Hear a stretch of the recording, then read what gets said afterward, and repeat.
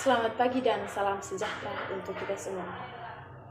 Kembali lagi bersama saya Maria Linsana Muti, mahasiswi semester 4 dari Stipas Santo Sirius Luten. Dan pada kesempatan ini saya akan bahas sedikit materi pendidikan anti korupsi mengenai upaya pemberantasan korupsi di Indonesia. Korupsi merupakan tindakan pidana yang sangat merugikan banyak orang. Indonesia juga merupakan negara yang memiliki banyak kasus tindakan korupsi. Oleh karena itu dibangun suatu tindakan untuk memberantas tindakan korupsi tersebut. Konsep pemberantasan korupsi merupakan suatu gagasan untuk menanggapi tindakan korupsi yang terjadi sekaligus menanggulangi masalah atau konflik akibat tindakan korupsi. Konsep ini tidak semata-mata menitik berat pemberlakuan suatu hukum tegas, berat, dan menyiksa pelaku, namun merujuk pada aksi konkret dan mencegah terjadinya pemberantasan korupsi. Indikator penting dan menjadi dasar, undang-undang juga mengatur tentang penyelenggaraan negara yang bebas dari korupsi, kolusi, dan nepotisme.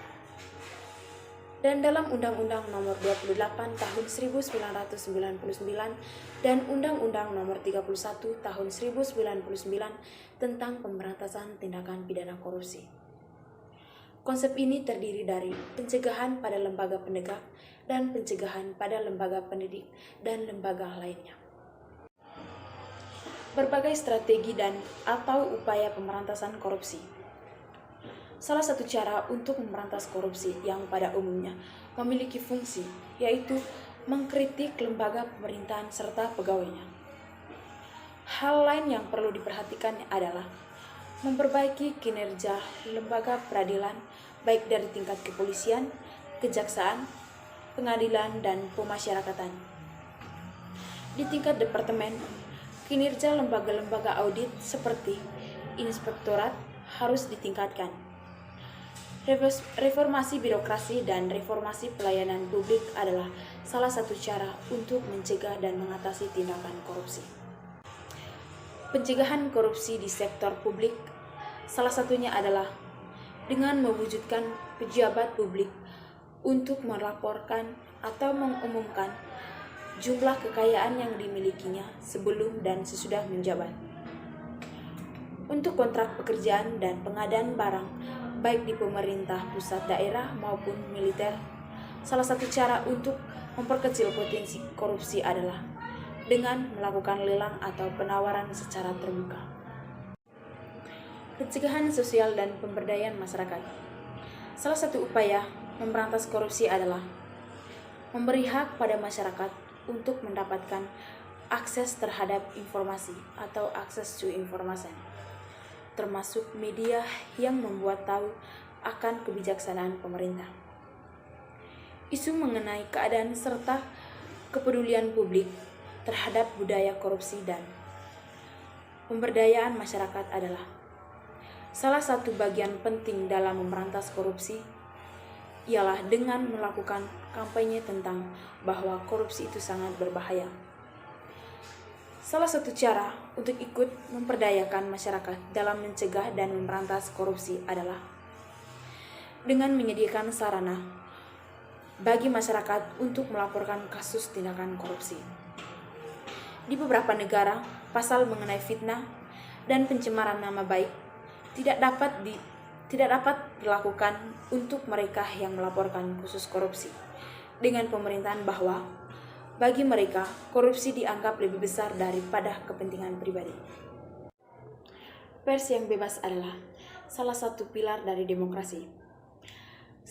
Semakin banyak informasi yang diterima oleh masyarakat, maka semakin paham mereka tentang akan bahayanya tindakan korupsi. Lembaga swadaya masyarakat atau NGOS merupakan memiliki peran yang sangat penting dalam mencegah atau memberantas tindakan korupsi.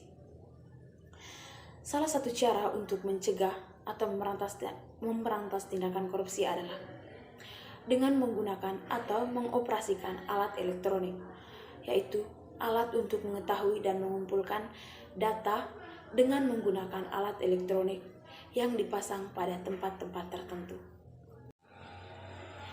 pengembangan dan pembuatan berbagai instrumen hukum yang mendukung pencegahan dan pemberantasan korupsi. Untuk mendukung pencegahan korupsi, tidak cukup jika hanya mengandalkan satu instrumen atau mengandalkan undang-undang pemberantasan tindakan korupsi, tetapi membutuhkan instrumen lain.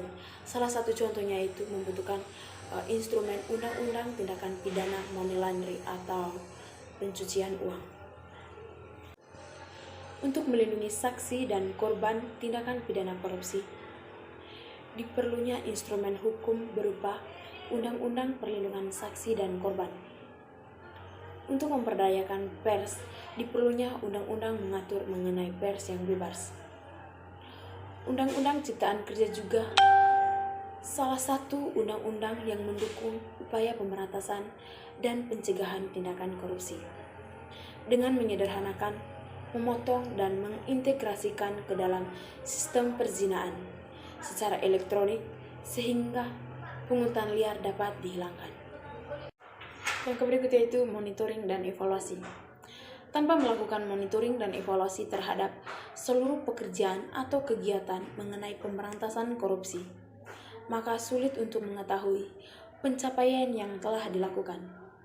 Pengalaman negara-negara lain yang sukses maupun yang gagal dapat dijadikan sebagai bahan pertimbangan ketika memilih cara, strategi, upaya, maupun program pemberantasan korupsi di negara lain.